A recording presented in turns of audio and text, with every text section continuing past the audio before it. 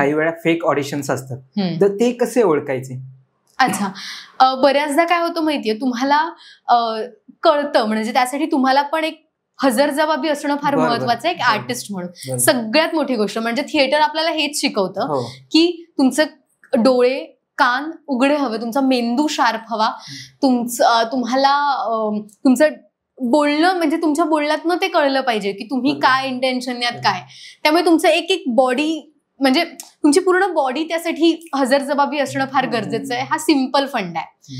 तुम्हाला समोरची व्यक्ती कोणत्या इंटेन्शनने फोन करते हे कळतं, किंवा काय ती मुद्देसूद किती बोलतीये, किंवा खरंच हे जेन्युइन आहे का ना, तुम्हाला त्यांच्या बोलण्यातनं कळतं. पहिली गोष्ट तर जर तुम्ही पूर्ण हजरजबाबी असाल तर.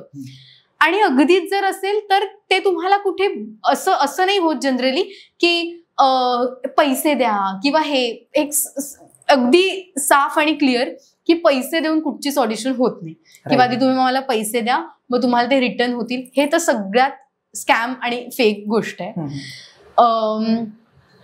तुमच्यात जर टॅलेंट असेल ना तर तुम्हाला ते स्वतःहून म्हणजे काय म्हणतात, तुम्हाला तिथे हे करायची गरज नाही पडत की आज इथे ऑडिशन आहे किंवा हे कराल का मग हे कराल का, असं ते अजिबात बोलत नाही. ते म्हणतात की हे काम आहे, हे ऑडिशन आहे, तुम्हाला जर तुम्ही सिलेक्ट झालात, शॉर्टलिस्टेड झालात तर तुम्हाला फोन येईल.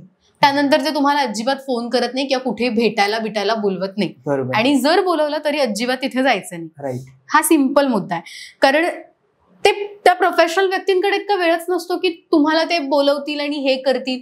तुम्ही जर त्या कॅरेक्टरसाठी किंवा त्या रोलसाठी जात असाल किंवा त्यांना जर वाटतंय की लुक टेस्ट वगैरे आहे, ते तुम्हाला ऑफिशियल ऍड्रेस देतील त्यांच्या ऑफिसचा आणि तिथे तुम्ही जाऊन भेटू शकता.